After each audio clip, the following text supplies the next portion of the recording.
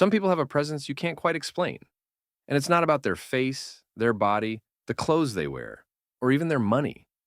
It's something far simpler and far more powerful. Curious about it? Here are a few subtle habits that can make people naturally gravitate towards you. First, there's active listening. Research has found that people who actually engage in a conversation, listen, ask questions, respond thoughtfully, come across as much more socially attractive than someone who just nods. Think about it. Most conversations go like this. Someone's talking, you're nodding along, but your mind is somewhere else entirely. You're running through your to-do list, glancing around, drifting off without even realizing it.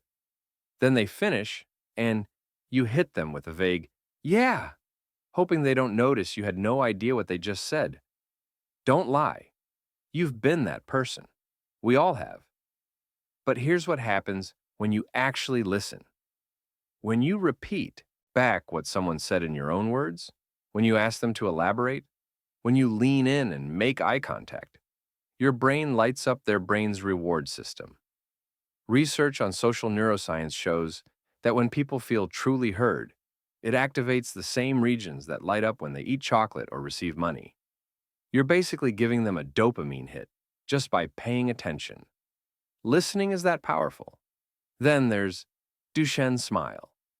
Studies on facial expressions and social perception have found that people who smile genuinely, not the polite customer service smile, but the kind that reaches your eyes and makes them crinkle, are perceived as more trustworthy, approachable, and likable. Here's the thing, though. You can't fake this. People can tell the difference between a real smile and the soul-dead grimace you flash when your boss suggests staying late on a Friday to finish one more report. A genuine smile happens when you're actually engaged, when you're actually interested in what someone's saying. It's the smile that escapes before you can control it. That's the attractive one. Now imagine combining real listening with genuine reactions. Someone tells you something and you actually respond, not with "that's crazy" for the 15th time today, but with a real thought, a real question, a real laugh. Suddenly, you're not just another person they talked at. You're someone who made them feel like they mattered. Here's where it gets even better. Prosocial behavior. Studies show that people who do small, thoughtful things without needing recognition become more attractive over time. Not in a "look at me, I'm so nice" way, but in a quiet, consistent way. Like checking in with someone after a long day at work, or noticing they're stressed and just listening without trying to fix everything. These tiny moments accumulate.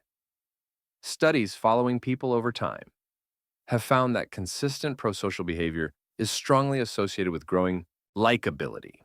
Translation: the more someone does small, genuine things, the more attractive they become. It's not about grand gestures. It's about showing up consistently. And finally, this is the one that'll make you rethink every interaction you've ever had. It's about behavioral consistency. Social psychology research shows that people are watching how you treat everyone, not just them.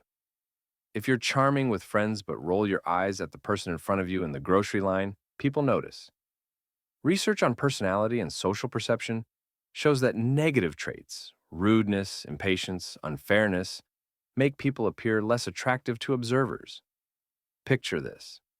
You're at the checkout, joking and witty with your friend. The line is moving slowly. Someone ahead of you is taking their time, fumbling with their wallet. Instead of being patient, you sigh loudly or mutter under your breath. Everyone in the line notices. Your charm didn't vanish immediately, but this tiny action gave everyone a glimpse of who you truly are, and it shifts how they see you. On the flip side, the person who smiles, helps, or patiently waits without complaint. That's someone everyone wants to be around. Charisma isn't genetic. It's cultivated through attention and consistency. If this made you rethink how attraction works, give it a like and subscribe, because we're exploring more psychology that explains human behavior.